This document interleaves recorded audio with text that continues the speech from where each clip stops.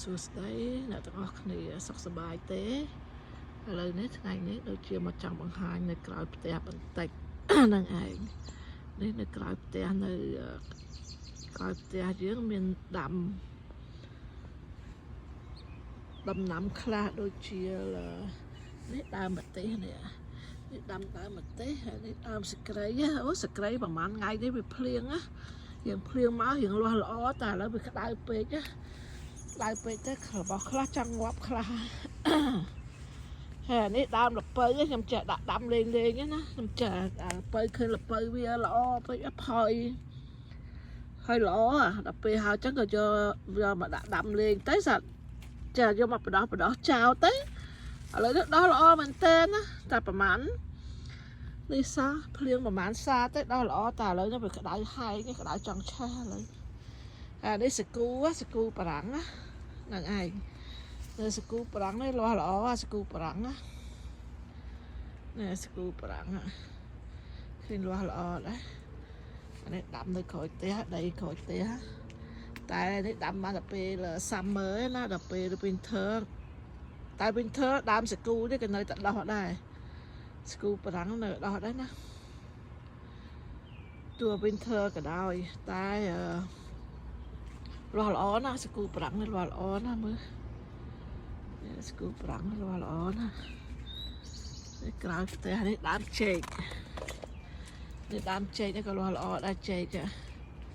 អូអានេះល្អនេះខ្ញុំឲ្យតែបានធៀងមួយធំតិចក៏វិចសំជ្រូកម្ដងហ្នឹងហើយវិចសំជ្រូកខ្មែរយើងនៅនេះបាក់ទិញគេនេះផ្ញើមកចង្ការ order ពីកាលីមកទៅ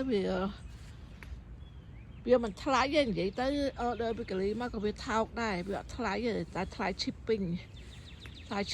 ហងហើយណាមួយយកមកដល់យើងនៅស្រុកចរចានេះមកដល់យើងនេះវាអស់ដល់លើ5ថ្ងៃបាត់5ថ្ងៃទៅចង់ខូចមកយកមកដល់ចង់ខូចហ្នឹងឯងអានេះក៏លាស់ល្អដែរនេះប្រហែលជាដើមតសក់មើលទៅហ្នឹងហើយដើមក៏លាស់ល្អដែរនេះហើយអានេះដើមឈើអូអានេះដើម fit នេះ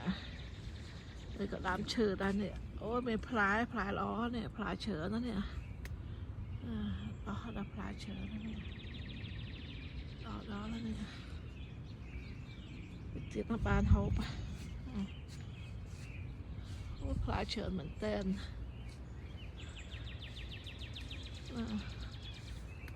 ផ្លែឈើសផ្លែដល់លើទៀតណានេះមាន2ដើម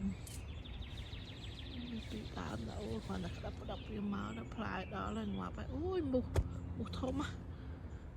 ស្មានឯមូសក្តៅផងអីផងមូសច្រើនដើមល្អដល់ហើយពេលនេះដើមមកពត្រានេះពត្រានេះក៏ល្អដែរពត្រានេះក៏ងាប់ដែរពេល winter ក៏ដោយពេលធ្លាក់តកកធ្លាក់អីក៏វាងាប់ដែរណាអានេះដើមពត្រាហើយអានេះសាឡាត់មើលសាឡាត់នេះសាឡាត់ហ្នឹងសិតតា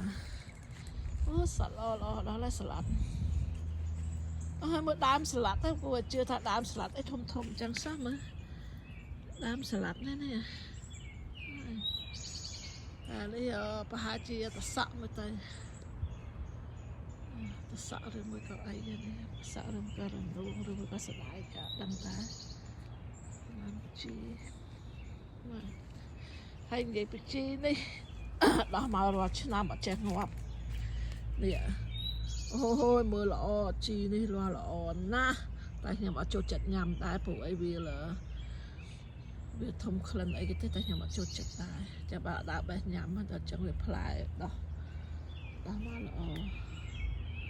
ខ្ញុំអត់ចូលចិត្តនេះសលោះនេះមិនសតាបងថ្លៃអ្នកដាំនេះ